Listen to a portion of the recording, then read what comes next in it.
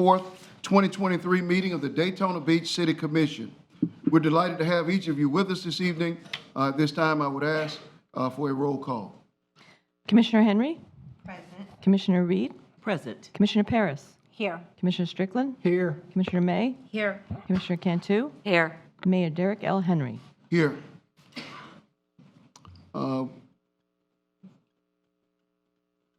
now move on to item number 4, approval of the minutes. September 6th regular meeting of the City Commission. Do we have So moved. Second. a motion and a second? All those in favor, let it be noted by saying aye. Aye. Those opposed, same sign. Motion carries 7-0. This time, if there are any changes, our city manager will address them. Yes, sir. Mayor and Commissioner, good evening. Remove item 6B from your agenda. That's Daytona Beach Alumni Chapter, Charles Bryant. They'll come back anticipated on November 15. Would you add to item 8D, Coronavirus Local Fiscal Recovery Fund distributions, Mayor Henry, $1,000 donations to the Links Foundation, Inc. Add item 8L, City Manager's Office, appointment of 2 members to the Planning Board. At 8M, add Bike Week sponsorship funds, $350 to the Omicron Chapter Omega Psi-Phi from Bike Week funds, so Commissioner May, as well as $350 to the Martin Luther King Jr. celebration for the annual MLK parade. On the items are going to be presentations. Mr. Roberts is here tonight. He'll proceed after Victoria from First Step Shelter to make a presentation to the Commission regarding the PACE program and the problems that are perceived with that, and ask the Commission for a point of view or at least consideration of his issues. That concludes, Mayor. Okay, thank you. Motion to approve the agenda with the said changes. Second.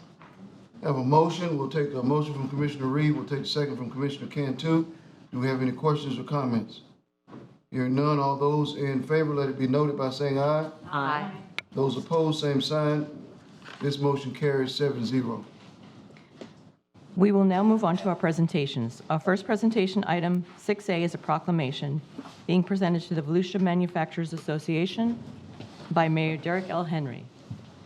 Is there anyone here from the Is there anyone Volusia here? Manufacturers Association? Oh, okay. I'll read it from up here. No presentation. I really need to read it, but I will. Off to work you go. Manufacturing Month. Whereas the month of October has been designated as Manufacturing Month and October 6, 2023 as National Manufacturing Day. Manufacturing Month is manufacturing's biggest annual opportunity to inspire the next generation positively, shift perceptions about the industry, and build the foundation for the manufacturing workforce of the future. Whereas by working together with educators, manufacturers will address the skilled labor shortage they face, connect with future generations, build the next generation of skilled manufacturing employees, take charge of the public image of manufacturing, and ensure the ongoing prosperity of the whole industry. And whereas the Volusia Manufacturers Association will continue celebrating with events throughout the month as an effective way to expand knowledge about the value manufacturing brings to Volusia County's economy and to showcase the high-skilled, high-paying jobs needed by the industry.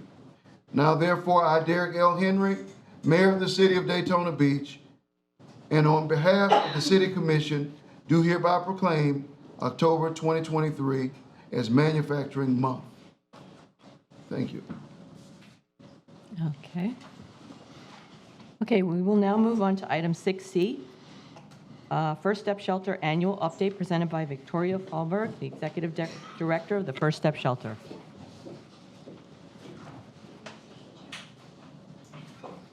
Hi, everybody. Good evening, Dr. Fallberg. Good evening. It's really great to be here. Thank you for letting me come and talk to you a little bit about First Step Shelter. So, am I pointing this the wrong way? Okay. I think that most of you have been out. In fact, I know that all of you have been out there. So this is the front of our building. This is our men's dorm. These are new beds, actually, that we've gotten in the last year, so I'm not sure that all of you have seen these. These were actually a donation by one of our directors, Mike Panaggio, and they're a lot sturdier than what we had previously. This is our large great room, and I'm going to show you later, but we have partitions in there now. Our kitchen, and then the 3 programs that we have at our shelter right now. So the first and our signature program is our health and housing program, which is what we started with when we opened December 16th of 2019. So we're going on a little bit more than 3.5 years now. The Rosie Ann Tornator Safe Zone, which opened November 23rd of 2020, and our Eastern Volusia Outreach Team. So the people who come to First Step Shelter in general are elderly. So the average age is around 50, and a lot of our residents are much older than that. And now what we've noticed is a lot of people who, elderly people who have been living in the same place for maybe decades, all of a sudden their rent has really gone up. And so we're having more and more people who were living in the same place for a long period of time, paying maybe $800 a month, are now paying, it's like twice that. So they're losing their housing. So that's one of the things that's actually increased the median age of the residents that we're serving now. So about 40% of the people are female, about 60% are male, about 35% of our residents are Black, about the other portion, 65% are white, about 90% have some kind of a medical or psychiatric condition. So that again is almost everybody. And the average length of stay is around 61 days. But that's not to say that the average person stays 61 days. We have a lot of inflow and outflow. So some people come in and they maybe stay a couple of weeks. That's because when people come to us, they are suffering from addictions and they're suffering from mental illnesses. And it's hard for them to make the change. So my belief is that when people come to us, they come sincerely. They really do want to turn their life around and go into housing. But they have so many things going against them that it's hard for them maybe the first time. But we are open to having people come back as long as while they've been there, they haven't engaged in fighting or behaviors that make it really difficult for them to interact with the other residents. So with the medical concerns, about 85% have a drug or alcohol addiction. About 65% have a major mental illness. That's including PTSD, schizophrenia, depression, bipolar disorder, schizoaffective disorder, and many of them have a combination, including a combination with drug or alcohol addiction. And about 90% have medical issues. I did mention that they were elderly, but also many of them have been living off and on the street for decades. And so when you live like that, it really implicates your health, so that you don't start out at the shelter having a very good health disposition. So some of those chronic disorders we see are hypertension, seizure disorders, diabetes, asthma, and in fact, seizures is probably the #1 reason that we have to call an ambulance to come to the shelter. We have probably every other week somebody with a seizure at the shelter. So that's how frequent that it is. And other conditions that people come to us, they have HIV, cancer, MS, chronic kidney, liver, and heart conditions. We've actually had people come to us only maybe a few months before they've gone into hospice. They've come to us with cancer. And so in those situations, we have them stay in a health unit.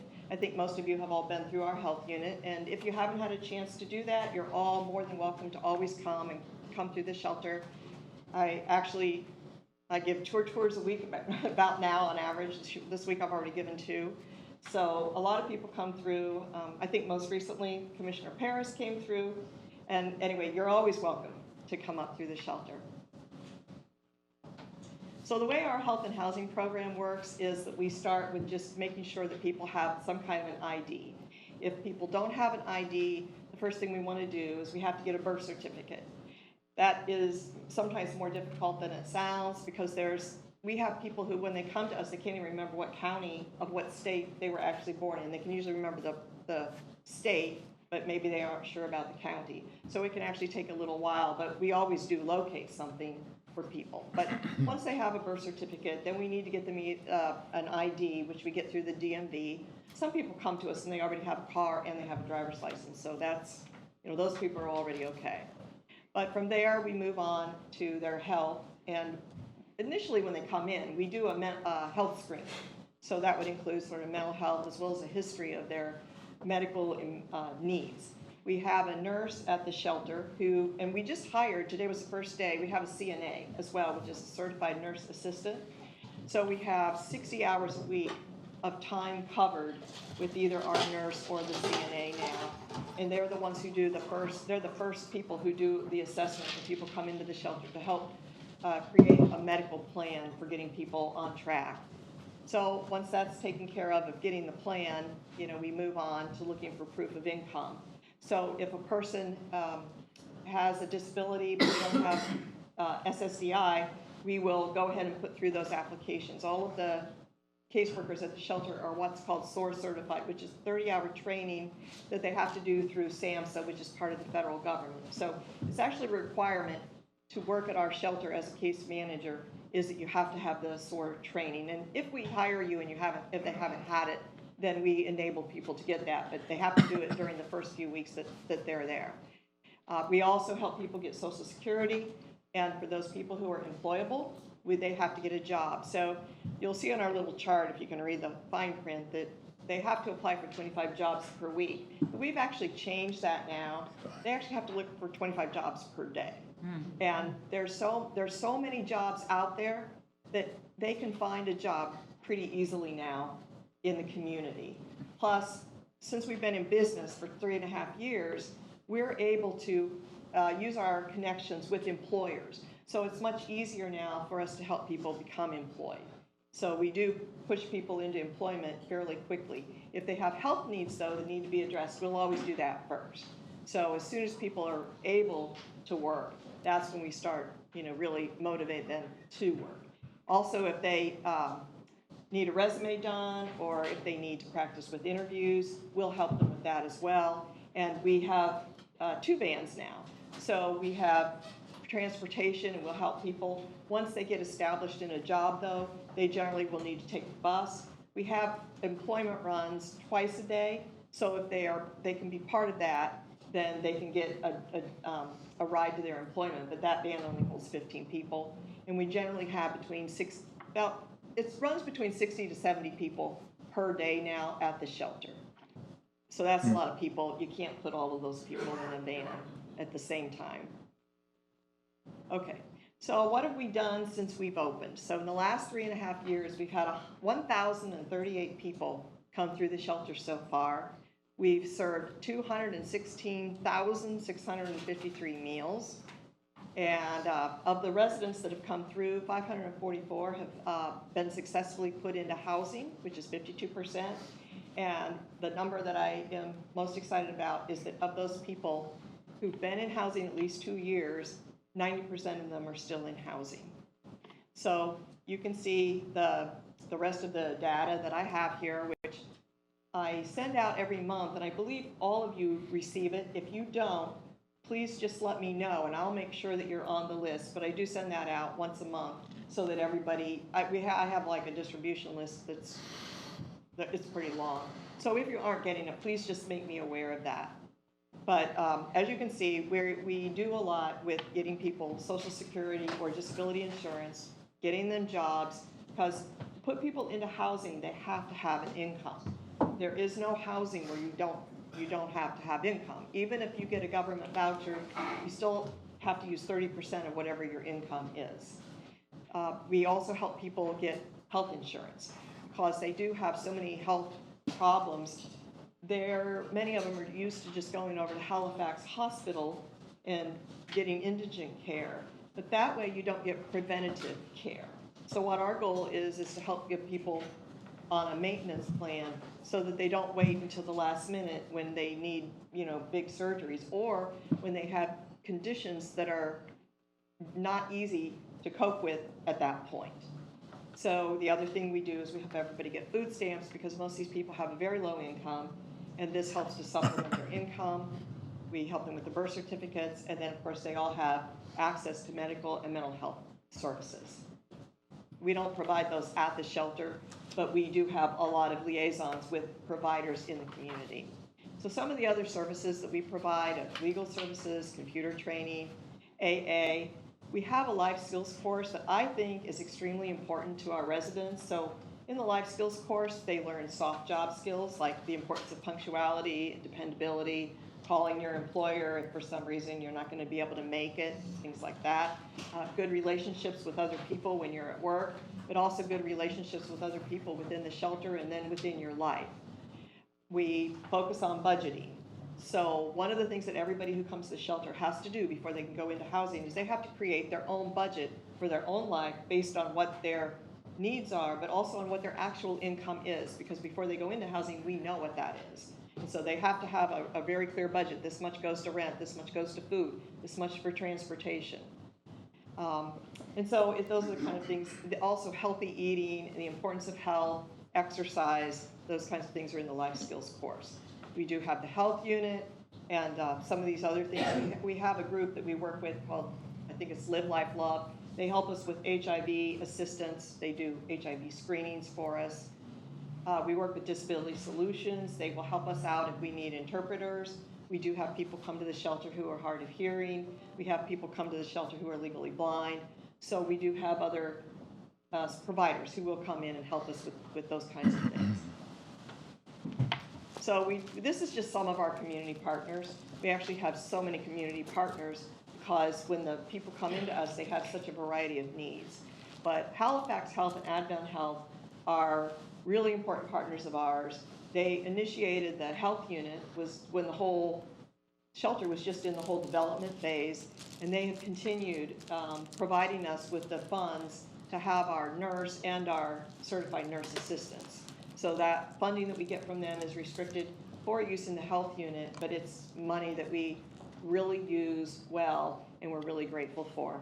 We do a lot of work with the Department of Public Health. During the pandemic, they were so essential to us because they were the ones that would either come and do testing or provide us with rapid tests and help us with that. They come in and do flu shots every year, so they've been really great partners. We have AA at the shelter 4 times a week. We work with the VA. We get a lot of veterans into the shelter as well. We work with the Volusia Volunteers in Medicine who help provide a lot of medical care. They will provide free care for those residents that we have that don't have any income yet. And we do our mental health with a place called Outreach Community Care.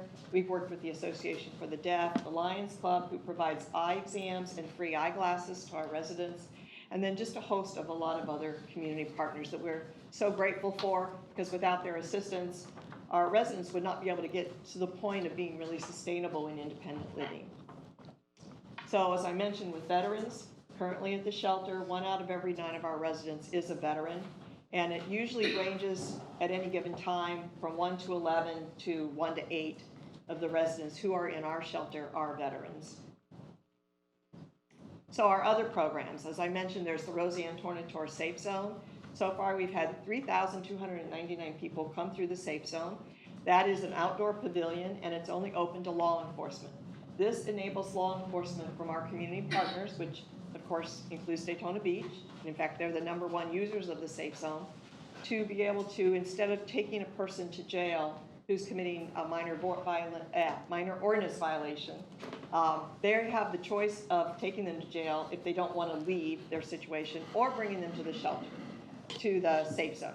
So in the Safe Zone, people can stay overnight, and then the next day they can actually leave at any time. There's no doors that are ever locked for people to not be able to leave at our shelter. I always tell everybody we are not a jail, and we're not a jail. But I've never had anybody ever leave the Safe Zone, because when they're there, they have an opportunity to sleep, and so they're right next to our guard shack. The security is there all night watching the Safe Zone. So it's a safe place for people to sleep. And a lot of times when you're sleeping out in an encampment or out somewhere else, you never feel safe. So that's one thing that people do like, but also they get food there too. So we take care of people while they're there in the Safe Zone. The following morning, we ask anybody who's there if they want to come in and join our shelter program. Some people do, some people don't, but that's always something that we offer to the people that are there. Then we have the Eastern Volusia Outreach Team. This is one of our newer programs that we started about a year ago.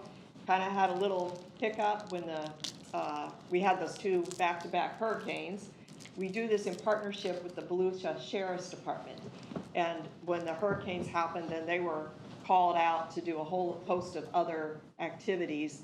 And so we had to kind of put the program on hold for a little while. But in this program, we have a helpline, which is 386-999-HELP.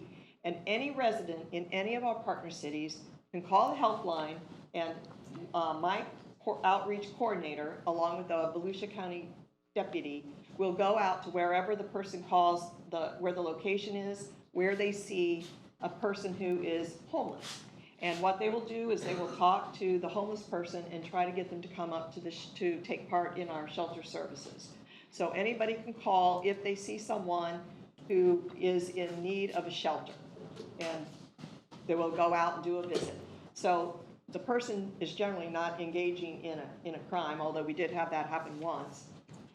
And in that case, the Sheriff's Department partnered with the community law enforcement. But generally, the person is just on the street, and residents are concerned about it.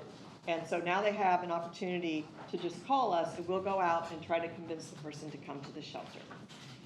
And then the final thing is we do the cold weather shelter. So when people are in our safe zone and the temperature drops below 50 degrees, we will always bring those people inside to sleep inside the shelter rather than leaving them outside. The county has a program where if it drops below 40 degrees, then they will have a program where they'll actually bus people to different locations, and including to our shelter, so that people don't have to sleep on the streets when it drops to be that cold. So that's one of the things we do.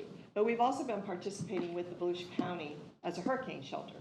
So we had about 40 additional people at our shelter for Hurricane Nicole, and for Hurricane Idalia, we had 19 people. So we're really happy to be able to partner, and we're really happy that we have the space that we're able to do those kind of partnerships. And these people who come up for the hurricanes, they're also offered an opportunity to stay in the shelter program once they're there, and we get to know them. So every year since we've opened, we've been continually serving more people. When we first opened, we started with a capacity of 40 people a day, and that was probably a good number, because when you're just getting a facility as large and complicated as ours off the ground, you don't want to start so big that you're overwhelmed. So we started at 40, and each year we've been increasing. So this year we increased up to 70, but in June we decided to open it up for anybody who came. So the shelter has capacity for 100 people, and when we opened it up, we really didn't know for sure what we would see. But what we found is that we're just pretty much right hitting 65 to 75 people a day. But if we do get more than that, we do have the capacity to have more people coming through the shelter. But as you can see, every year we've been having more people in the program, more people have been getting health insurance, more people with income, and more people in housing. And that's our goal, is to just keep moving up and improving. So Daytona Beach specifically, by the numbers. So far in Daytona Beach, we've had 2,974 people come through the Roseanne Tornator Safe Zone. We've had 275 people been referred to our shelter program through law enforcement from Daytona Beach. And we've had 619 additional shelter residents who come from hospitals, social service agencies, and churches, which are located in Daytona Beach. So when you ask people who have been homeless for a while where you're from, and the truth is they're pretty transient, so they could be from anywhere. So it's been hard for us to define exactly what city they're from. So generally, who makes the referral is how we've been defining that. So we're trying to refine that process. So, but this is what we have for now. So I just want to talk a little bit about shelter improvements, because my hope is that this is what I would like to say is like our gift to all of you, because you all have been so great. You built the shelter, the county and the city came together, you built the shelter, and you've enabled us in so many ways to be able to run our program. And we continue to have a really great partnership where we work with your staff on a regular basis. And of course, your attorney is awesome to help us out all the time. And we just appreciate so much the partnership we have. So we have had a number of improvements we've made to the shelter, actually almost $1 million worth. So the first thing is that when the shelter was completed, it was set up to be able to have a generator, but it didn't actually have one. Well, now the shelter has a generator. And a lot of these things I was able to put into our shelter through a grant I got through the CARES Act in 2020. And all of these things were completed by it'll be a year in December is when we completed all of these projects. So the one thing is the generator. The other thing is this area that you're looking at right here. When you come through the front door and you go straight through the lobby, it used to be that you would just go right out the back door. Well, now you go out the door and you're in the quarantine storage area, the quarantine area, all right? So we've used this area when we've had COVID epidemics where there's a lot of people. When we have a few people, we'll actually put them in our health unit. So the health unit has space for up to 6 people, 3 men and 3 women. So when we have a smaller number of people with COVID, that's where we'll put them. And sometimes when people have all other respiratory illnesses that are communicable, we'll also use our health unit for that. I mean, the health unit gets used for a lot of things, but that is one thing. But we have had, over the years, epidemics in the shelter of COVID. And so when we've had more than 6 people, we will use this space to put people in there and we can separate them out. So this has been just a great space. The other thing is that we did not have any space for meetings that was larger than could fit 6 people. So now if we need to have a staff meeting or if we need to have an AA meeting or any other kind of meeting, we have this really great space as well. And the final thing is when we have hurricanes, we will use this space and another space for the hurricane people who come in, the overflow people. At the end of this room on the right-hand side is also a very large storage closet. You can't see the closet, but it's really been essential that we needed more storage space. So that was another thing that we were able to do, is to add on another very large size room that's at the end of this room. So the other thing is when the shelter opened, we didn't have any outdoor coverings. So what that meant is when people went outside for recreation or to smoke or anything, if it was raining or if it was really hot, there was like no protection. So with the COVID grant money, the CARES Act money, we were able to put some really nice awnings, they're very heavy duty, on 3 of our back porches. This is one of them. And then we were also able to put this other structure up. And it's worked amazingly well. This is the favorite place for the people in the shelter to congregate. It's a nice view. I mean, a lot of us don't even have this nice of a view from our own houses. And we've had bears, so they love to get out there and watch the bears as well. So, okay. So here is the large room, the great room. And as you can see, that the part of the ceiling that hangs down, there's these partitions that we were able to put in. So when the partitions close, we close them for when we need to do a hurricane shelter or a cold weather shelter. So this way, this is how we can maximize this space, and we can bring in an additional 20 people during that time period to put in the shelter to help when there's a hurricane. And then the final addition that we've had, which I've mentioned, is the Roseanne Tornator Safe Zone. So this is a really lovely outdoor pavilion that we use. This pavilion was donated by one of my people on my board of directors, Roseanne Tornator. And anyway, this is also part of the assets that now have become assets of the city of Daytona Beach. So the final thing is I want to say thank you to all of you. Little shout out, well, of course, to Mayor Henry, who chairs our board, which I know you all know that. Ken Strickland, who comes up to our shelter twice a week, and he helps out with our residents. So we're really grateful for that help. And one of the most recent things is Commissioner Cantu has put up a few of those signs around the city, and it's to donate to our shelter. So we've actually had some donations come through. Thank you very much. And so we're very grateful for that as well. So that's the end of my presentation, and if anybody has any questions, I'd be happy to answer them. Would you please introduce your board members who are here? Oh, yes, I'm sorry, guys. So this is Joan Campanero, Which one? Roseanne Tornator, Okay. and Bill Milano. So those are the board members, and Myself. sorry, these are the members of my board who've come here today for the presentation. So any, Go ahead. I just wanted to let you know, with the signs, the panhandling signs, we weren't able to put them up on state roads where we have problems, but I have talked to some of the city staff, and they're trying to get them out there where we can put them up at businesses or on our city roads. So they are working on that. okay, well, great. Well, thank you. I really appreciate you coming out, and I also appreciate you all. Go ahead, I'm sorry. I just want to know, the people that graduate from the program and they find housing, do they come back to Daytona Beach, or is it other cities that they go to? Do you have any demographics on that? I don't have exact numbers, but I can just tell you that they go to different places. So I would say that the majority do go into housing in Daytona Beach, but some of them.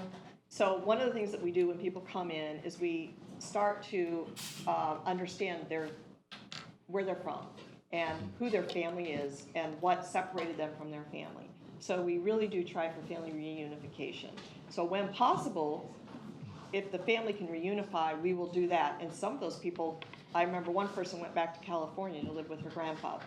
So we have people that go back to different states. We have people that go back to different parts of Florida. And then in terms of housing, most of the housing vouchers we receive are from Daytona Beach, and so they are pretty much used in Daytona Beach, but we have gotten some from New Smyrna Beach, so we do have people living there. But I would say that the majority of people do go into housing in Daytona Beach. Thank you for everything that you do. Appreciate all the improvements you made also. Looks good. Yeah, I just want to thank you for all the hard work you put in. You've been there, what, 3 years, 4 years now? It'll be 4 years on Saturday. 4 years, and you took over under difficult circumstances and have come a long way. So thank you very much. You're very welcome. Mr. Mayor, I just wanted to add my kudos as well. Having sat here from the initial discussion that brought this to fruition, you're doing exactly what we anticipated to happen. So thank you so much, you, your board, and your staff. We all appreciate that, and I really appreciate hearing that too. Yeah, I couldn't agree more, especially when you talk about the addition of the safe zone. It's a tremendous asset, and it was a tremendous hole that we couldn't really fill. And the fact that you stepped up and did that is tremendous. But also, Victoria, the fact that we've been able to go from 40 to able to house 100, which is the ultimate objective. Never thought we'd even be able to say that at this time. That's a tremendous accomplishment. And I would ask that you all just be apprised of those numbers when people talk about the shelter, because this is really our way of saying this is what your money is going for.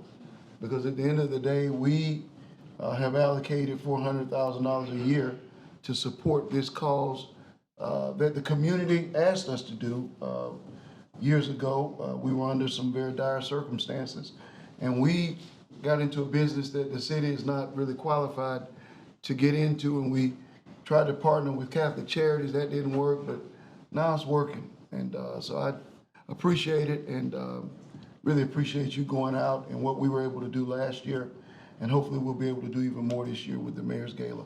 Come on, Roseanne, come on. Say one thing about the safe zone.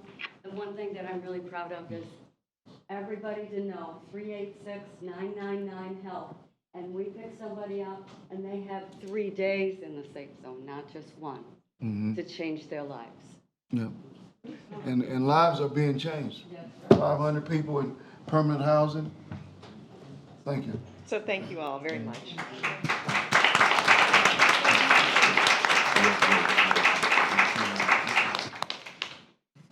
All right, we will hear from our tax collector, Mr. Will Roberts, at this time. Come forward, my friend. Thank you for having me today. My name is Will Roberts. I'm Volusia County Tax Collector. I'm here to give you information about the PACE program, the State of Florida PACE program. This came into legislation in approximately 2010, so we've been doing it about 13 years now.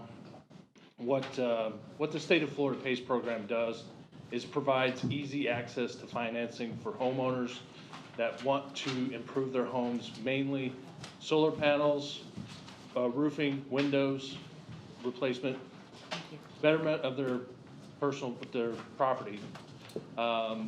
Here's how they do it. So a contractor comes in, says, hey, you need a new roof.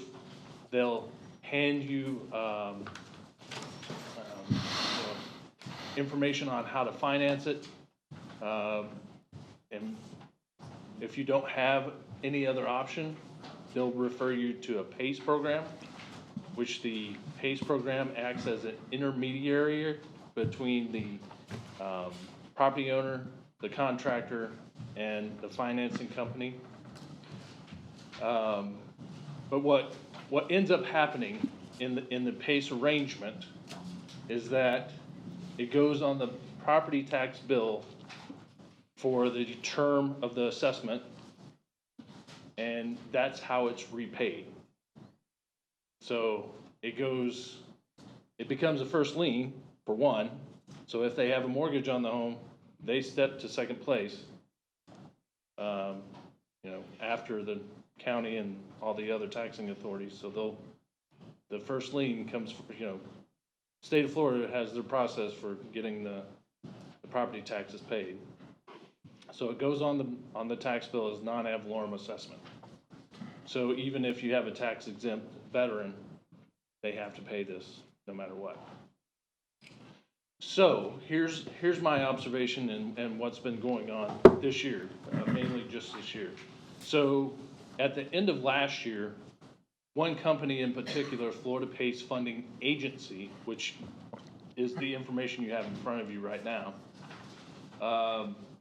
they got a bond validation in Leon County, and in that bond validation, it stated that they had statewide jurisdiction.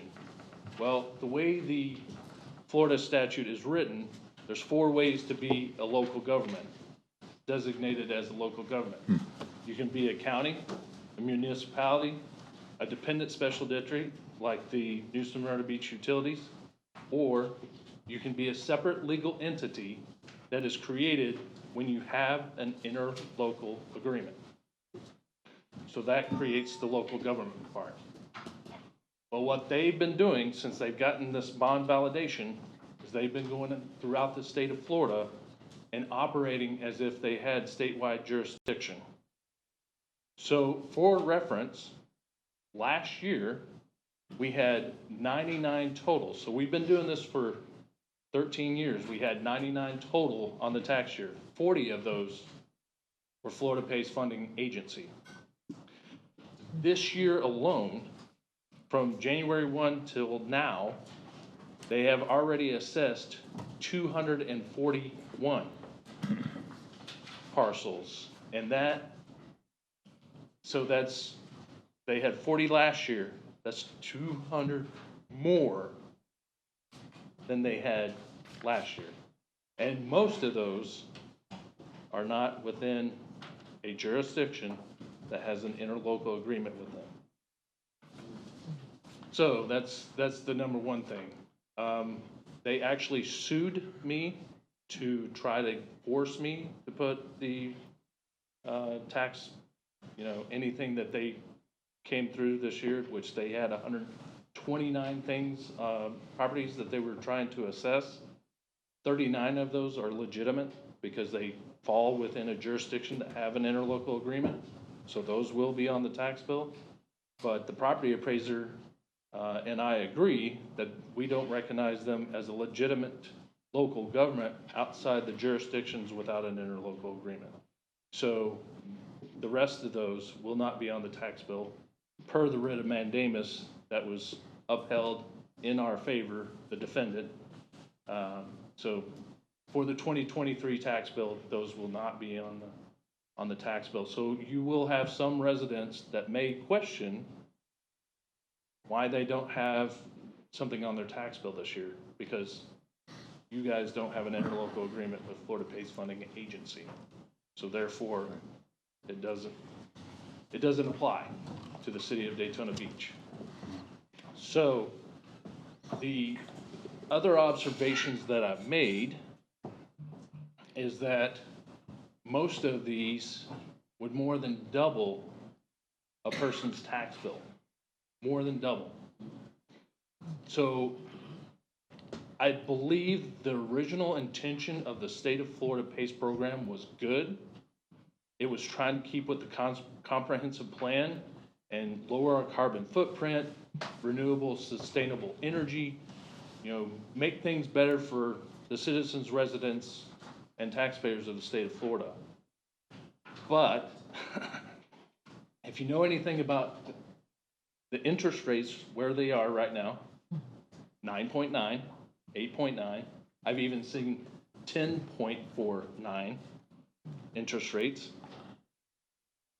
What that means is if you finance something for 30 years and you pay one time a year, you're going to end up paying more in interest than you actually financed. So, and as you can tell, most of those go above, more than doubling a person's tax bill. So here's the 4 examples I can give you that is really questionable. First of all, the city of Ormond Beach, 2,000 square foot home or less, had an asphalt shingle roof replaced. They've financed $70,000 for that roof. If I were to have put it on their tax bill, it would have increased the tax bill by over $6,200 a year for the next 30 years. That's another interesting thing about the PACE program. It is supposed to be you're supposed to only have a term for this assessment for the length of the useful time for, say, a roof replacement. And if you know anything about insurance and what they're doing nowadays in the state of Florida, after 15 years, they're saying, you need a new roof. So these people, had I put it on the tax bill, would have been paying 15 years longer than the life expectancy of their new roof. So then, here's another example where I do have to collect because there is an interlocal agreement. It's in the city of Edgewater, a totally exempt veteran who's been paying $50 for the last however long he's been a totally exempt veteran. Same type scenario, but this was impact windows. He financed more than $70,000 for impact windows. And his bill is going to go from $50 a year because the city of Edgewater has a fire rescue non-ad valorem assessment that he's been paying $50 on, is now going to be over $6,200 a year for 30 years. So I'm not looking forward to billing that person, but because it's Florida statute, they have an interlocal agreement, I am required to collect. So another example, it was a roof replacement, I believe. The permit that was pulled was $34,000. This was in the county. So I was able to pull the permit. The financed amount was $45,000. So where did that extra $11,000 go? Did it go in the contractor's pocket? Did it go to the property owner? I don't know. That's not for me to judge. I can't tell you where it went. So my last example is right here in the city of Daytona Beach, a Habitat for Humanity home which, if you know anything about Habitat for Humanity, they're the mortgagee or the mortgager. So they mortgage the house for the homeowner and they pay them back. So of course, they're always not happy if something else goes above them, as is any mortgage company. But when I told them the scenario about one of the homes that was supposed to get a 2023 tax bill that was probably going to more than double, they were not happy, and they used the terminology predatory lending, and they were not happy. And they wanted to further educate their homeowners that they should contact them anytime that something like that comes in front of them. Because as the old adage goes, if it's too good to be true, it probably is. So that's really all I wanted to give you, is that information, let you know what's going on. The reasoning, you may have some property owners reach out to you and say, why isn't this on my tax bill? But And- Well, All right, do we have any questions? I do. Well, I don't have a question. Yes, ma'am. Could you let them know, the county has just filed suit? Correct. With 14 other counties, correct? 3 Correct. state attorneys and 6 other tax collectors? Right. And it's happening all over the state of Florida. And we do have residents in our zone, even though, in our area in Daytona Beach, even though we don't have an interlocal agreement.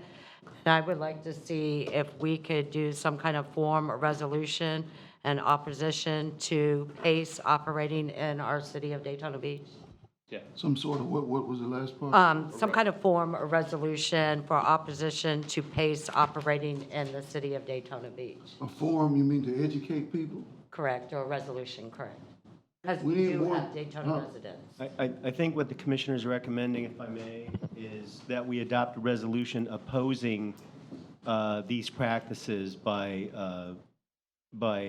agencies that are not, in fact, under an interlocal agreement with the city of Daytona Beach. Which no one is. Right. We are Correct. not. Yeah, okay, we are not, and I'm in agreement with that. And I'd like to commend Mr. Morris, who helped to ensure some years ago that we were not a part of that. Right. And that we did not agree to engage, allow this to be a part of our city. Because we do have, I think, 5 cities in Volusia County Yes. They're- right now they're- that does have the interlocal. So what would the resolution do? Because I'm more about, It's a public declaration of opposition that hopefully would be reported and publicized and let people know in the city that this isn't anything that we're involved with or encourage.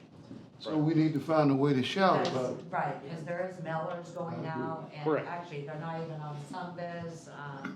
They have a Gov email, correct? Correct. Well, yeah, so we need to put out a mailer and say that the city of Daytona Beach opposes this. Something. I mean, we got, Correct. because we gotta be loud. So that Because I see these folks already have it, these 30 folks. Correct. 30. Is this Well, all that we actually- have? Actually, I believe one of them is on there twice. They recorded it twice, which, again, for that type of organization, you would wonder why they're, because they're dealing with financing and finances, why they would spend the extra money to record it twice, because that actually happened a And couple I of know, times. am I correct, Right. all over the So- state of Florida, they're Yep. putting liens and foreclosing on people's houses. I Right. actually watched a Foreclose on video me. where she was expecting to get assessments on her tax, but she ended up getting a bill of $10,000 from, I think it was $1,300, and she couldn't pay it. Right. So, yes, there are mailers going out. There were 2 at the end of August. There were 2 that went out last weekend. Of course, they say they're government programs, and they say this is new to Volusia County, and this is new to the state of Florida, and you can just call us. Now, a lot of these are behind, the contractors. So you call them up, they're appointment setters. They say, we don't know anything about what you're asking about. we just know to set up an appointment and we'll have send somebody out to you. So, it's just interesting, and I can send you copies of the mailers as well. But yes, they have been going out. The last set went out 2 weekends ago. I'm trying to think, because a lady sent me a message and asked me if I was aware of this. I don't know where it was or what, and I told her, it sounded Yeah, like a fraud to me. And I've got examples of all 4 of them that went out, and Okay. I can send them Send to you them guys. to me. Yeah. Okay, because I wasn't apprised of this, and so I'm in agreement with that, but I'm also in agreement with going a little bit further, because most of these are 32114, Right. the poorest area in Daytona Beach. Correct. And that, People that and need that- these roofs, the ones that Correct. we gave roof money to, Correct. they need roofs, so they figure out this is how they lose their homes. Right. And that's the other thing too. There is, the state of Florida offers $10,000 for mysafefloridahome.com or myFloridaSafeHome.com, one of those two. But it's with the Florida Chief Financial Officer's office. Allegedly, it's already out of money because they started in July 1st. So they don't, but you can always go on the list, and next year when they do have the money on July 1, they'll be able to potentially get that. But yes, there is other means available to get your roof replaced versus paying for it for the next 30 years and paying $6,000. Mayor, if I might add a brief comment in conjunction with what Will has said. So Will said when this happens, that lien takes first priority. So you could have a $5,000 job and a $100,000 mortgage. That $5,000 job goes ahead of that $100,000 mortgage. And if that job is foreclosed, it throws your mortgage in default. So it's a chain, and whoever has the first person is the person that gets the position and collects. So you have the possible tragedy of bankruptcies being placed on people that thought they were doing a $5,000 job, not even understanding that the body of their life in their home is threatened by this debt that's insignificant in regard to the mortgage, but with priority, they can be forced to a foreclosure sale, and then it just is a horrible outcome for anybody trying to invest.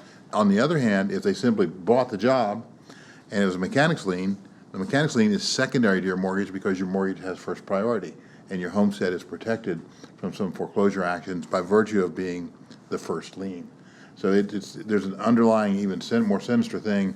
I know that Will's aware of that, but I want you to see it as vividly as possible, because the horrible thing that can happen to a homeowner is certainly there. Right. And they're using an official county and Volusia logo as well, correct? Correct. They, saw one that. of them, That's what they it is. used the county logo, another one, they used the picture of DeSantis. So, yeah, they're very aggressive. I even had one of my employees in Port Orange, which does have an interlocal agreement. And she had to ask the gentleman to leave because he was being so aggressive and really wanted to get on her roof. And she was like, no, you're not gonna get on my roof. I need you to leave my property. Wow.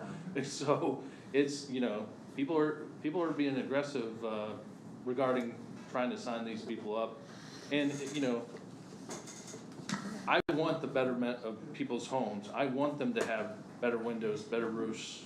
And I think the state of Florida has a decent program. That PACE itself has good intentions, but it's when people are trying to take advantage of the interest rates that are available now that, present themselves as they are now. They're putting people in positions where they're not ever gonna be able to pay this off, or it'll take forever to pay it off. And they'll, Does the Attorney General's office know about this? Oh, yeah. yes, yes, the CFO is very aware. The tax collectors and property appraisers around the state of Florida, have band together, and they are not willing to, bend on this. Their position is that without the interlocal agreement, we cannot consider you a local government, and therefore you cannot assess in those locations. The problem right now is that in that bond validation hearing, they're relying on the court's conclusion. You can address issues other than whether the bond is valid in a bond validation hearing, such as, for example, a local government's authority that's validating a bond to borrow for this purpose. That's a public purpose. If the court decides that, you're good. But this is actually what's called a collateral issue.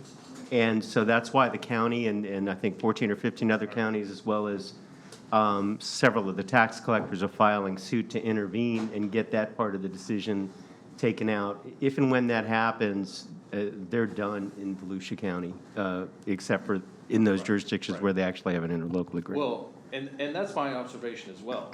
This may, so we've done this for the last 12, 13 years, and we've sort of, we've not been happy about it, doing it, because, we don't like seeing people taking advantage of, like the two examples where there were over $70,000 financed for a roof and for, impact windows. We don't like seeing that happen to our constituents. Our citizens, residents, and taxpayers live here, work with us, see us every day. We don't want them hurt in any fashion, form, anything. But we've been doing it because they did it within the interlocal agreement areas. Now that they're operating this way, we're taking much more fine-tooth comb and going through each and every one, because that's what I did. Because I came home from my spring executive conference in Tampa, and I went through and spent 12 hours one day going through each and every, and by that time, this was the first part of June, they had already done 140. And I was like, what in God's green are they doing? So yeah, I was immediately starting to go through the list and look. I do all that research myself because my background is property tax. So I was definitely wanting to be more knowledgeable about this and see what was going on. One of the things that if this has, if a home has a mortgage, in the original legislation that they were talking about doing way back in 2008, they talked about you had to notify the mortgager before you place this lien. Somehow, some way, it got lobbied to where it could be 20%. It had to be more than 20% of the assessed value of the home before you notice the mortgager. Wow. So what do? You get right under that. 18, 19%? You'll see it all the time. They'll do it right underneath. Wow. So, Well, thank you, and Yeah, what I would absolutely. say is, do we need to have a resolution brought before us? But I want this promoted quickly. right, How quick can we move? I want flyers tomorrow. right, I need to be able to post this on social media yesterday. right. What can we do to expedite this? And Volusia County has a very good, they have a resolution, so you can sort of follow the lead on the county, because the county did sort of follow the lead on other counties and what they're doing. Yeah, So, I can certainly draft a resolution, and, the city manager's office has a public information department, and Yeah. we could push out information that way on our Facebook page and get with PIO to see how we could get that I up have quickly. distributed all the information over to Susan as well. Do we, okay, so I want it made before we get the resolution. We want flyers that say that we oppose it before that. Can we do that without a resolution? Sure. Okay, so I know that they're listening and you take this back. We want to get the flyers as quickly as possible. Yes, sir. And we want them pushed out on social media through all city mediums, including the mayor's pages and individual commissioners' pages, and even personal pages if we choose them, to execute them on those personal pages, which I certainly will, as quickly as possible. Saying that, can we say without a resolution, though, that the city is opposed to these? You could ask for a motion from the floor right now that the city commission announces its official opposition to this practice of the FPFA Florida-based funding. Within the city's limits. You could do that right now by motion. You've now declared, and if you approve that motion, it stands. And based on that, you could then direct the city manager or the city manager's designee to start sending out that info. Okay. I will make the motion of what Mr. Gross said. Second. Okay, we have a motion, we have a second as it relates to the PACE program. Any other comment? I just have one question. So if anyone's on this list from Daytona Beach, who should they contact if they have a complaint? So they're actually gonna get a letter from my office stating that they need to contact their financing company to figure out how they're gonna pay back the assessment or the loan, because, you know, per that court case, we're not gonna put it on the 2023 You gotta tax. take public comment. And what if they don't have a mortgage? It doesn't matter either way, they would have to choose how to, or they need to figure out how they're gonna pay it back. So they have to pay for it? They'll still have to pay, they'll have to figure out a way to Okay. pay for it, other than being on their tax bill. If I might, the city currently doesn't have any jurisdiction to address it. It's separately a private matter of somebody doing the financing that they did. And we elected not to recommend to you for the reasons you're just hearing. And it's a private matter for that citizen and PACE and whatever state law may be, not what the city's laws are. Now, there are, you know, of course, there's other options out there. They can pay off early at any time without a penalty, so there are ways to get it paid off. If they happen to be able to get a second mortgage somehow, or some other way of financing, they can pay it off anytime allegedly without a penalty, so. Which is gonna be nice, because you're not assessing their tax bill Right. in November. Correct. So that'll be between PACE and the homeowner then. Yeah, and that, you know, that's the other thing I was gonna say about the mortgagers. So the mortgagers, a lot of them don't even know that they have this assessment on their, you know, Property. they're gonna pull the tax bill and go, why is it double than what, we didn't have enough escrow for this? And then what's that gonna do? That's gonna back up the homeowner. Sure. For however, you know, many months, years, because. So if they haven't gotten this letter yet, should they contact? They haven't, and I'll definitely give you a copy. You'll definitely have a copy. Okay, but say if they don't get the letter and they want to speak to somebody, can they Oh, call yeah. your office? They can absolutely call my office and Okay. we'll direct them. Should they speak to appropriately. anybody in particular, or your They- office is they can aware just of? call my office. Okay. Anybody in my office will be able. Thank you. Mayor, you're going to have to ask for public comment on that motion. Yep, okay. Yes, thank you very Great much job. for your time. Great Yes. job. Thank you. Yes, Thank you. absolutely. Thank you. Public servant, Yes. appreciate that. We'll take public comment at this time. Is there anyone who wishes to speak to this matter? Please fill out, come on up. This matter, this particular matter? Yes, okay. Jenny Nazak, 501 Harvey. And it's shocking also to just hear about like the price of a roof. All right, so I bought my house in 2018 and it needed a new roof and it was $7,000. And now people are like having to pay like $45,000 or $70,000 for a roof?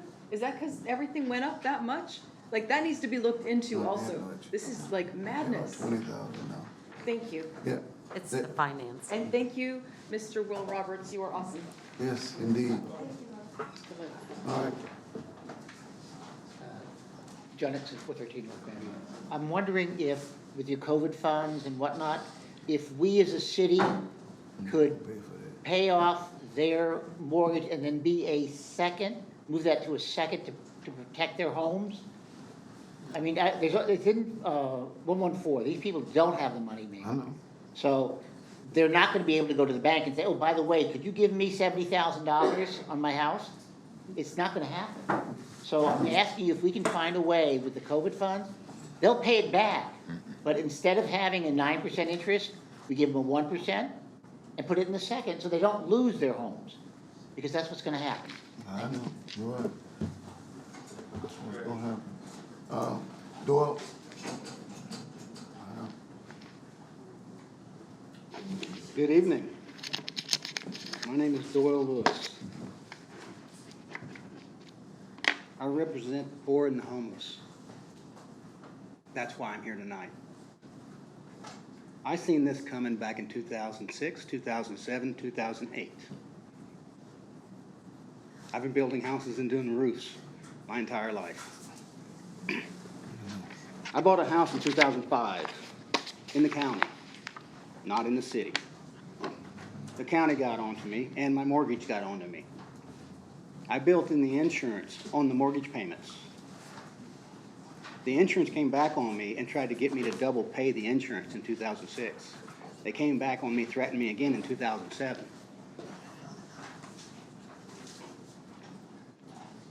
That same time, the building industry was going to nothing because of insurances that do this.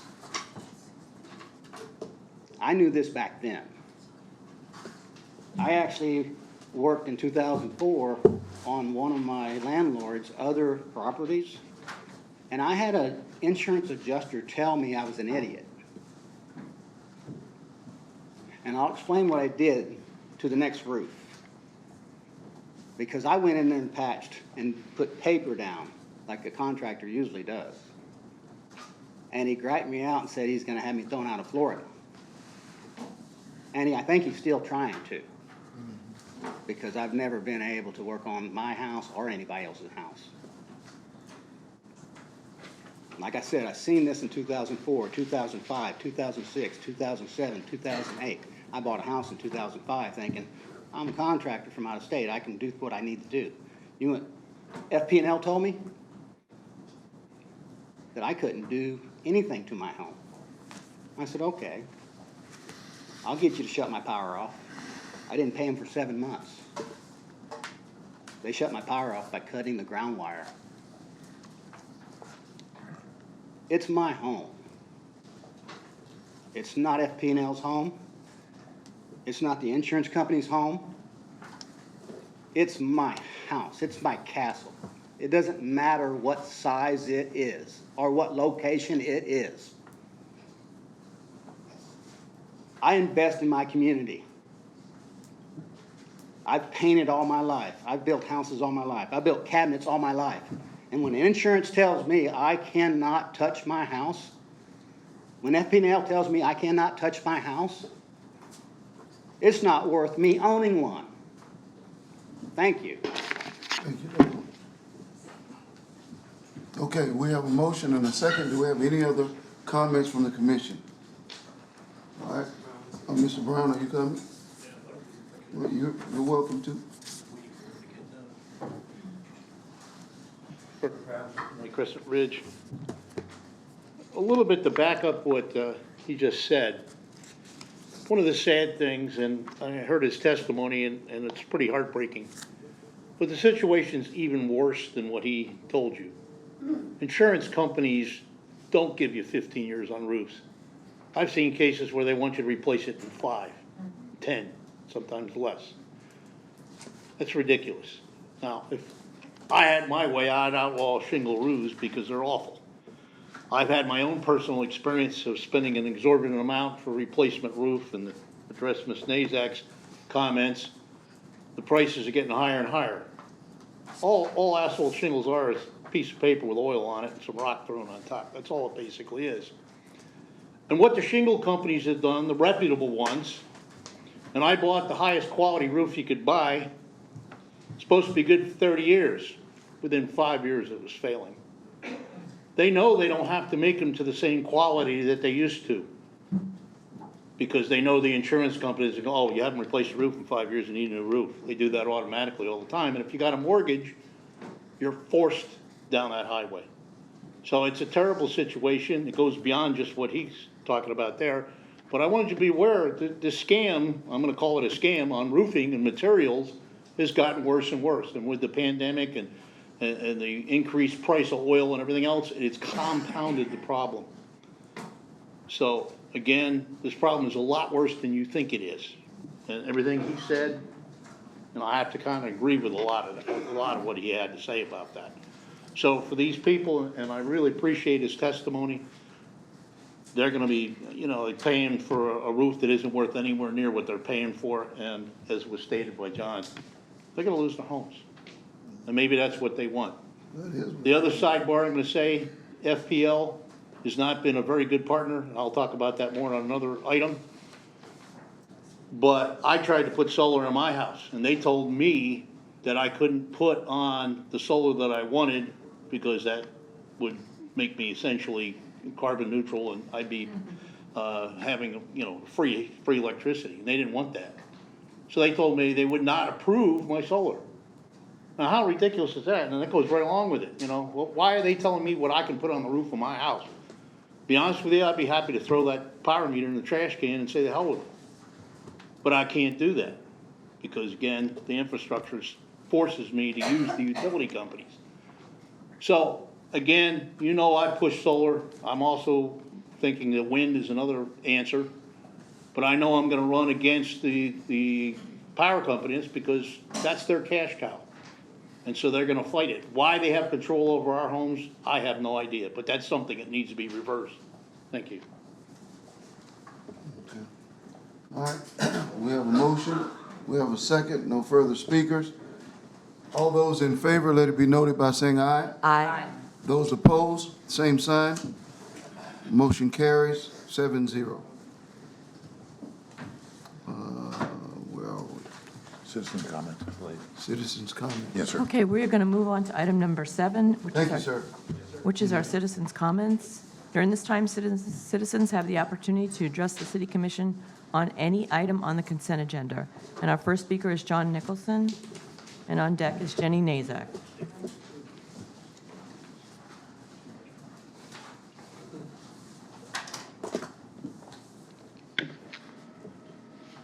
John Nicholson, 413 North Granville Avenue. One item, 8C, the board appointment. At the meeting that they had, First Step Shelter, they were talking about New Smyrna Beach joining, but they wanted a guarantee that they could have a person on the board. When the First Step Shelter started, Port Orange was on the board, Holly Hill, New Smyrna Beach, the city of Daytona Beach. They all went on the board. 2 have dropped out, but none of them demanded that they be on the board in order to contribute. So I'm asking, is it still, because there was a fluctuation whether they could or couldn't, or what they're going to do with that. There's an opening on the board, from what I understand. So just like all the others got appointed, are they going to be appointed like everybody else, or are they going to have a special arrangement where they alone can dictate that they will always have a seat on the board? Thank you. Our next speaker is Jenny Nazak, and on deck is Frederick Brown. Hello, Jenny Nazak, 501 Harvey, let's see, 8A, Corbin Building, 772 Main Street. That has been quite a saga, and I think now there's a plan to, lease it back to like bike wear company, whatever. And now I'm waxing nostalgic over the initial aspiration for us to have some sort of marketplace where a bunch of different vendors would be. But my understanding was that they never found somebody who'd be willing to take over the management of the market. And I remember thinking at the time, maybe I should volunteer. And I was like, Jenny, you're such an airhead, you can't even organize your closet. Forget about it. But I'm like, now I'm actually just going to write a letter to the city saying, hey, city, would you still be willing to consider people to manage a possible citizens market? All people can say is no. And any of my fellow citizens listening to this, I would say if anything's happening that you want in the city, then step up. Like I should have stepped up a while back and just at least tried to offer. Who knows what could happen. But I think it'd be really cool to have on Main Street a little marketplace with a lot of different vendors.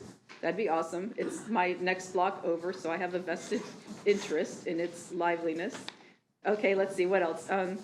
8G, Vertigo, contractor, landscaping. I don't have strong preferences of contractors. I am hoping that our city is going to be channeling a lot more resources into the city employees, like the city employees, landscaping, and putting everybody into lots of different certifications, like getting some more arborists, getting some more plant knowledge, background knowledge in edible, medicinal plants, green infrastructure, that sort of thing. So that's it for consent agenda items. Thank you all very much. Our next speaker is Frederick Brown, and on deck is Doyle Lewis.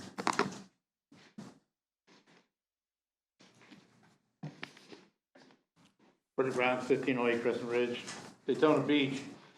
Actually, I'd like to amend that I want to make a brief comment on E, G, and H as well as the original comment. Yeah, regarding the landscape beds that Ms. Nazak just talked about, my biggest concern in all this is, are they going to be insured and are they going to be accountable for the damage they do to the park? The previous contractor we had the previous year at Lennox Park did a tremendous amount of damage, and to my knowledge, the city never recouped any of that money. I keep asking Parks and Rec and I get no answers. Item 8H. Now, in researching this property, just market value is $101,040, and yet we're paying $350 plus $375 if you include the closing costs and brokerage fees. I just don't get how you guys buy property. I really don't. You know, we have this. Nazak just talked about the property that we're obviously struggling to manage on Main Street, and now we're buying this property at 3 times the quote-unquote just market value. The owner, Ms. Gregory, who's now conveyed it to Mr. Peacock out of New York, has been enjoying taxes of only $17.24. That's the current bill, and yet they want to sell it for $350 plus $20,500 in closing costs. I just don't get that. I really don't. I don't know why we pay so much for some of these properties, and then we end up selling them for losses later on or mismanage them. I just don't get. We're not doing well in the real estate business. Now, the last thing I wanted to talk about was 8K. That was the primary thing. Lift Station 34, you're going to have an information meeting, I know, later this month. And they're planning to put a nice big diesel smoky generator in there. And of course, you're asking for the money to move the power pole. My feeling on this is the city should always emphasize that all of the power lines be buried. That entire strip on Aura should be all buried. Instead, you're just going to have more poles, more wires. I don't know if you've ever been at the intersection of Aura and Wild Wild, but it's like a Christmas tree of wires in there. We need to start burying them. That way, in case of storm, because this is critical pumping station, you know, the odds of losing power are a lot less. The infrastructure, as I've pointed out numerous times, Florida Power and Light has been an awful city partner. They have wires dangling all over the city. They have wires that are in such poor condition. And I've had other utility companies come up here during storms when they do the repair and confirm that. We lose power here when we shouldn't lose power because the infrastructure is so horrible. Well, I think it's an excellent opportunity to bury this section of line on Aura. And I guess we'll be able to talk about the information meeting later. Thank you. Oh, I also would like to see a solar system, not diesel. Our next speaker is Doyle Lewis.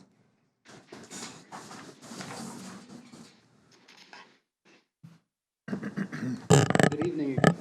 My name is Doyle Lewis, Daytona Beach, United States. I'm a homeless person. Have been since they took my house from me in 2010. This is one of the reasons why I do these speeches.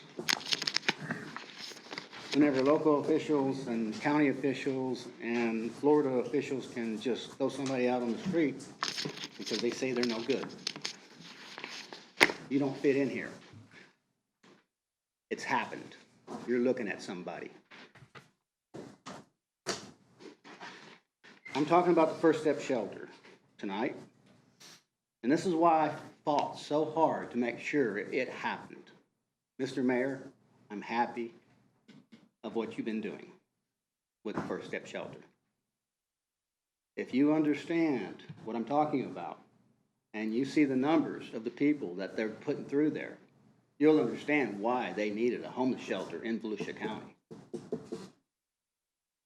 I haven't even seen the numbers, but I can just imagine how many people are being turned away, especially after all these storms, all these roofs. Their house is unlivable. They're being thrown out. The houses are being condemned. They can't get roofers in fast enough. Do you see the compounding problem? I do. I see a major contract right here with any kind of roofer that can put a roof on a house so it don't get condemned. That's why they're raising the prices, because it's needed. They're not raising the prices because it costs that much. They're raising the prices because they have to move here, live in a hotel. The hotels are raising their prices so they can live in the hotel, so they can build a roof over the house to save it from being condemned by a bulldozer. Does anybody understand what I'm saying? My house is a bicycle. I can park it anywhere I want, and I can move anytime I want, and an official can't tell me I can't, and I can replace it for $20. Now you know who I am? I can change my shirt every hour. Do you know who I am? I'm a homeless person that can dress nice. I've got a college education. And Volusia County made me homeless? Shame on you. Thank you. Our next speaker is Marjorie Johnson.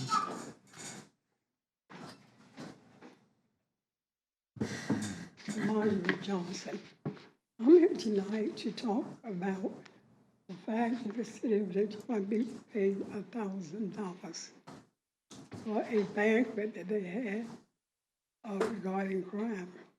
I got a call from Real Biddle who informed me of this because he's been involved with this for a long time. So I'm looking at the fact that you paid $1,000. Only 2 people showed up. I like to commend them, Monica Harris of Zone 1 and Ken Strickland of Zone 2. Recently, there was a report on the TV and in the newspaper by Daytona Beach, Florida, being the highest crime place ever. And that's been going on for a while. We have more crime here than any other place. So I would think that you would be more prudent of the taxpayers' money if you're paying for these tables $1,000 and only 2 people are showing up. That's irresponsible. I see on the agenda tonight that they're going to be paying to go to Harold Lucas' banquet that he's having over there. But we want you to be prudent about taxpayers' money. I went to the faith meeting. They had the same concerns that you're not showing up, you're not answering questions, and you're not responsible to the constituents, and that's a problem. So when we are paying out that kind of money, $1,000, and you're sitting here, you need to be there to represent your zone, to represent the people who you swore to represent when you took office. So in the future, I don't want to get any more calls from residents who are better discussing with me at length because you know the person that started that crime organization used to serve right over there in Zone 1. So if you're not going to be responsible, then you shouldn't be here. You need to vacate your seats. Don't waste the taxpayers' dollars paying $1,000 for a table and no show. Make sure that you're there to represent. Do your job that we're paying you to do. Thank you. That was our final speaker, Mr. Mayor. All right, we have a motion to approve the consent agenda. So moved. Second. I have a motion from Commissioner Parrish and a second from Commissioner May. Comments, sir? Just wanted to answer one question about 8A. Is that lease going to have any effect on negotiations with the people that put the proposal in? No, sir. It is tailored specifically to allow it to occur. Okay, thank you. Perfect. That's what we want to see. Good job. All right, we got a motion, got a second. All those in favor, let it be noted by saying aye. Aye. Those opposed, same sign. Motion carries 7-0. Okay, we're going to move on to our public hearings. Item 9A is Growth Management and Planning Department's Fence Height Land Development Code text amendment. It's an ordinance on second reading public hearing, and ordinance amending Article 6, Section 6.8 of the Land Development Code to increase the maximum height for fences in the side and rear yard from 6 foot to 8 foot, repealing all ordinances or parts of ordinances in conflict herewith, and providing an effective date. So moved. Second. Okay, we have a motion. For you to second. Motion by Commissioner Reed, second by Commissioner May. And we have no speakers, Mayor. No speakers. All those in favor, let it be noted by saying aye. Aye. Those opposed, same sign. Motion carries 7-0. Okay, we're going to move on to item 9B is a Growth Management and Planning Department, Volusia Square Plan Development, General PDG rezoning.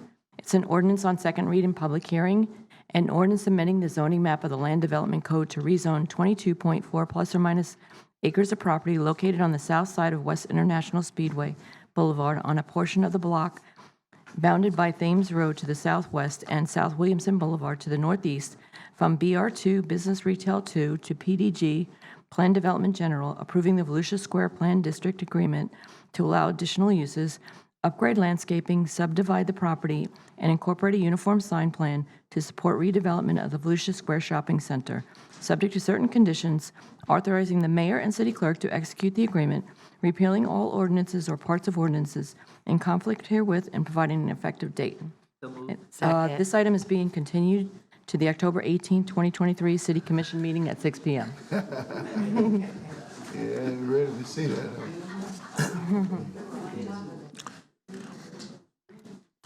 Okay, we are going to move on to our administrative items. Item 10A is the Growth Management and Planning Department. Hold on. Are you saying the item is being continued? Yeah. Yes. They have to continue.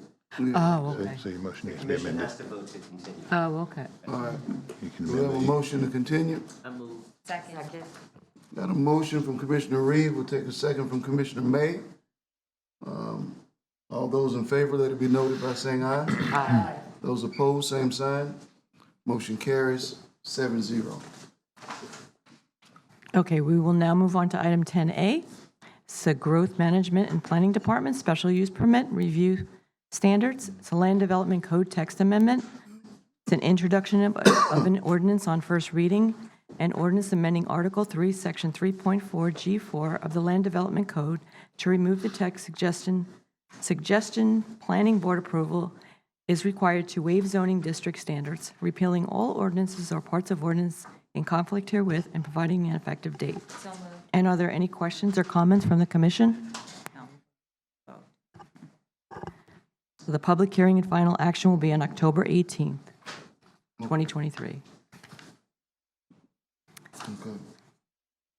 We're going to move on to item 10B, it's the Growth Management and Planning Department, Daytona Specialty Food Marketplace. It's a Plan Development General PDG rezoning. This is an introduction of an ordinance on first reading, an ordinance amending the zoning map of the Land Development Code to rezone 4.7 plus or minus acres of property located on the east side of Indigo Drive, north of West International Speedway Boulevard, and east of Interstate 95 at 101 Indigo Drive from T4 Tourist Highway Interchange to PDG Plan Development General, approving the Daytona Specialty Food and Marketplace Plan District Agreement to allow for a specialty food marketplace and associated site improvements, subject to certain conditions, authorizing the mayor and city clerk to execute the agreement, repealing all ordinances or parts of ordinance in conflict herewith, and providing an effective date. And are there any questions or comments from the commission? No. The public hearing and final action will be on October 18th, 2023. And that was our final administrative item. All right. Okay. Move on to commission comments. Who's first tonight? CRA was,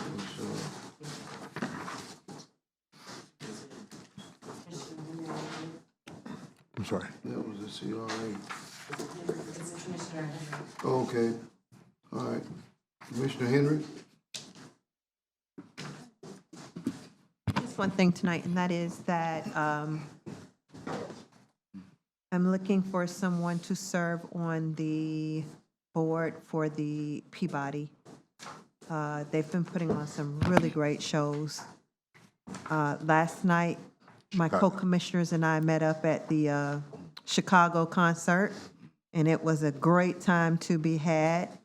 And I'm loving all of the concerts that are going on at the Peabody. I saw Commissioner Ken there, and Commissioner Monica, she thought it was the play Chicago. She didn't know it was the group. I wasn't the only one. But she and I had a good time just the same. We sat next to one another, and so I want to make sure that Zone 5 is well represented with that. And so I'm looking for someone to serve on that group, on that board, that has the time to put in to serve on that board.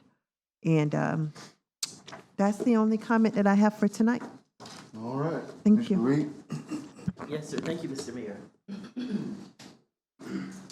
I just want to say, you know, when you don't respond to an email quickly, you find yourself being first. And I said, I didn't know why we weren't going in numerical order with this commissioner meeting. But the Bible says, those that are last shall be first. So I'm last, number 6, but I was first last night. And I want you to know that between the staff that was there to support me, Betty Goodman was there because she was there for 2 roles. One, she's now in my zone and also representing our city. Dennis, the planning director, he had Doug, he had Rose Askew, and Dennis only had asked a couple of questions. But the staff at the Cherry Center had it set up auditorium style, the way I had asked for it to be. Louis and the video he put together that all of us did the interviews with Dr. Durham, and I asked for a little something else. And I tell you, I am looking forward to serving my new constituency and those that I already served. It's just a revitalization. Mm-hmm. The mayor and I are the longest seated folks on this commission here. We've been here 11 years. And it's just time for a change. Mm-hmm. I'm excited about the businesses that are now going to be in my zone so I can get some tax dollars. There were probably just a little less than 40 people that were there last night because we didn't fill every chair. We had 40 chairs. There were only a few questions that were asked. And I'd like to thank my colleague, Commissioner Cantu, because I got, as you know, several of us have gotten some of each other's zone, but I got quite a bit of hers. And I asked her if she would come and she would share with them that she was pleased to have served them, and if she would introduce me as their new commissioner. And she gave up Chicago. She said, I'm going to hear that through December. And she gave up her Chicago tickets because she had committed to come to my Meet the Commissioner meeting last evening. And I thank her for that. The citizens were very receptive. As you know, the one group is concerned about a golf course. I had some new citizenry that came that just wanted to meet me. And I'm just excited about this new charge. It's nothing like a little new life in something. So I just wanted to thank everyone for doing that. So I've done mine. Tag. All right, well, whenever the next ones are, would you all please, Ms. Yarbrough watches, could you please put them on my calendar so that I can try and join? There's 2 more tomorrow, I believe. 2 more tomorrow? I believe it's tomorrow. Oh, jeez, what time? I've got to look at my phone. I'm not be able to make it. Let me see. Try. Sheriff's gonna be there too. Sheriff? They're combining, right after the Meet the Commissioner, Beachside Neighborhood Watch.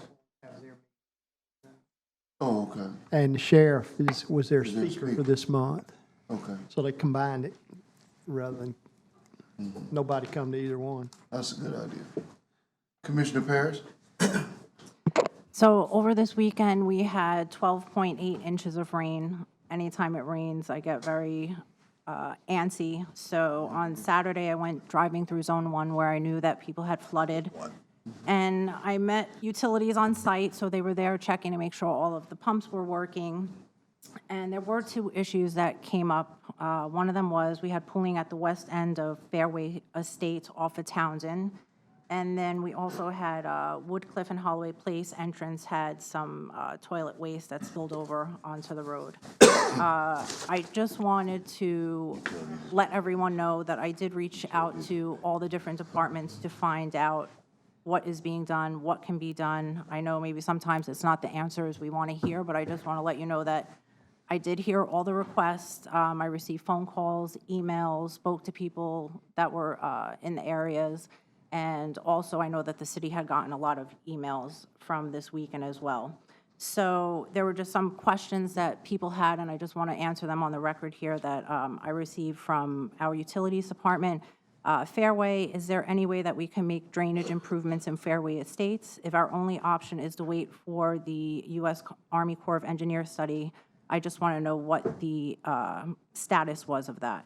So at the moment, the response I received was there are no drainage improvements that can be made within Fairway Estates that will make a difference with roadway ponding during storm events with large amounts or very intense rainfall and high stages in the Nova Canal caused by high river elevations. So if the river is high, there is nothing really that could be done at this moment. But I just wanted to let everyone know. Also, the U.S. Army Corps of Engineers study will start when the agreement between the U.S. Army Corps of Engineers and the city is executed. The agreement has been approved and is in draft form by the city's legal department and is now being reviewed by the U.S. Army Corps of Engineers. It's anticipated that this agreement will be approved by the City Commission and executed by both parties early 2024. Then there were some also issues, not issues, but concerns about the outflow drains, and there has been some overgrowth, but they have been cleaned, and as of the last cleaning, whatever growth has occurred as of right now is not affecting any outflow of the water. Let's see what else there was. This is the clerk to put in the minutes. Yeah, that's a good idea. For Holloway Place and Woodcliff Estates, in regards to the sanitary sewer pump station, the sanitary sewer overflow that occurred on Woodcliff Drive was caused by an entire sanitary sewer system being full of infiltration and inflow from the amount of rain that we received between September 26th and October 2nd. The system was inundated and could not keep up. Raising a lift station will not keep this from occurring. However, the city is in the process of designing and replacing a lift station for this area and incorporating operational efficiencies that will free up capacity with the gravity of the sewer system. Let's see, something else. The other thing I wanted to discuss was the book fair. At the book fair, when I heard about it, I was really excited because this is something I do want to see in our community.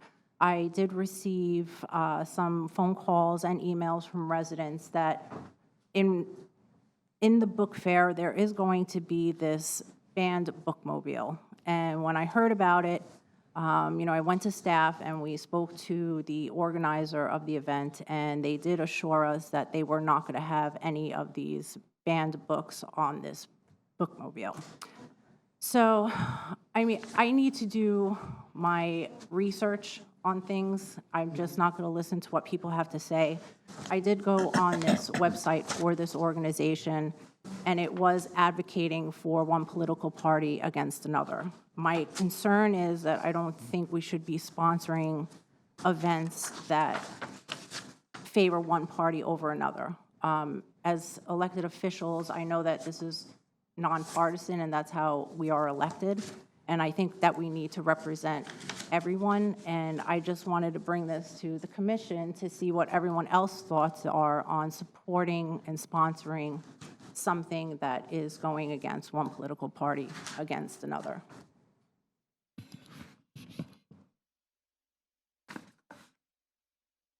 Why we can't have banned books? I mean, if a parent doesn't want their child to read it, don't read it, right? But if a parent doesn't mind if their child read it, read the book. I really want to know why we can't have banned books. Well, she's not. They're not stopping banned books or requesting they be stopped. There are no banned books in this book thing that we're participating in. It just happened that there are no banned books. The issue was that the The van that says Yes. ban books is delivering the books, is what brought about the controversy. But you're absolutely right, I agree with you. A parent should be able to, and parents are gonna be there and they're gonna help the children select the books. But it wasn't the issue about the banned books, it was about the van saying that there were banned books. I do believe it's the parent's ridiculous. choice. The thing is, with the organization that has this banned bookmobile, on their website, it's actually saying that they're going against one party, against another. That's what my concern is. I think we have free speech, but I don't think that we should be sponsoring something or having a bus at our event that the city is sponsoring in regards to this, that it's choosing one side over the other. That's where my concern is. I mean, Who's choosing one side over another? Who is it? the banned book, Those people that have a bus that says banned book, yeah, if you go they're on their, choosing somebody? yeah, if you go on their website, and if it was what, Because they're banned books? What did they say on the website? I don't care what they say, but. I want you want to know? Okay, if you go to their website, the Banned Bookmobile, it's fighting against Governor Ron DeSantis and the GOP and the extremists.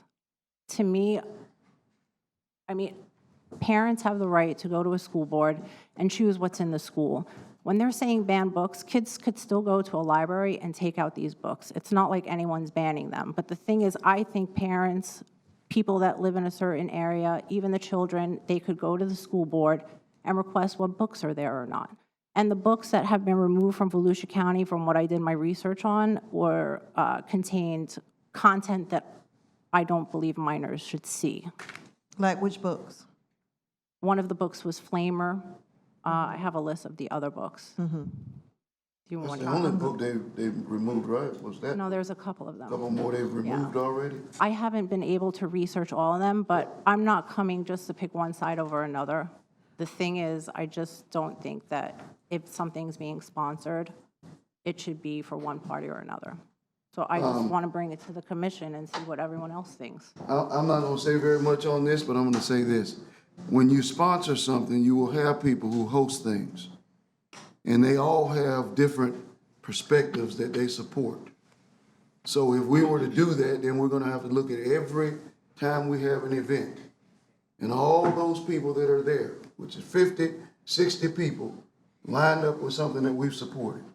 And all of them have different things that they support.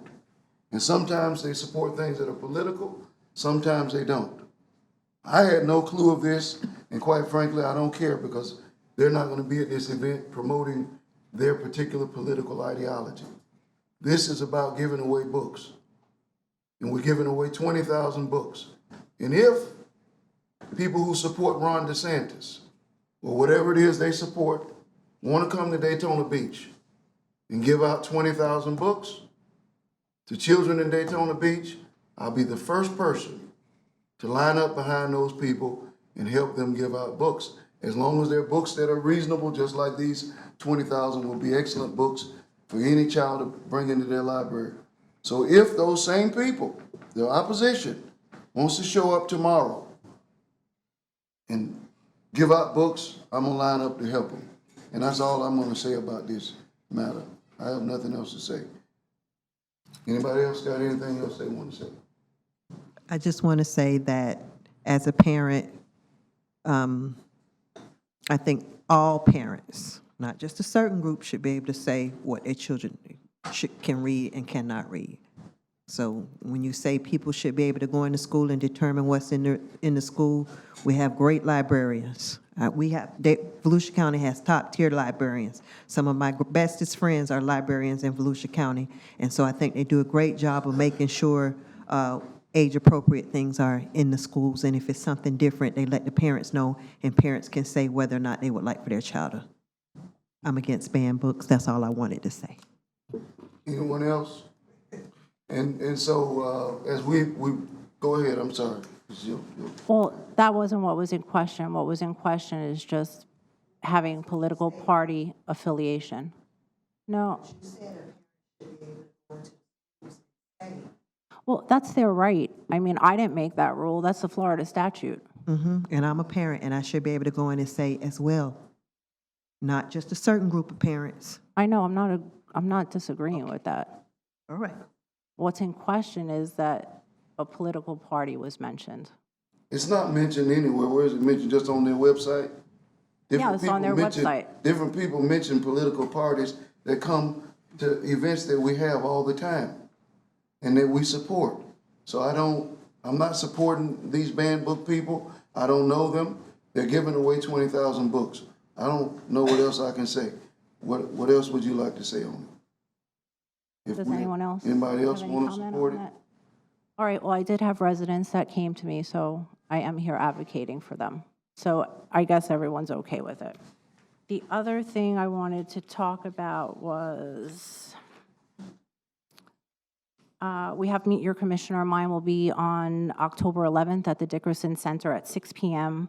And if it's possible, if I could get the PACE information to share with the residents on that evening, so having it in front of me. Then we have a riverfront vision plan on the website. And what's great to see is that with public-private partnership, the Riverfront Esplanade is having their grand opening for the South Side on Friday, October 6th at 5 p.m. And then they're having a family day also on October 7th, starting at 10 a.m. So that's exciting to see that the plan came to fruition.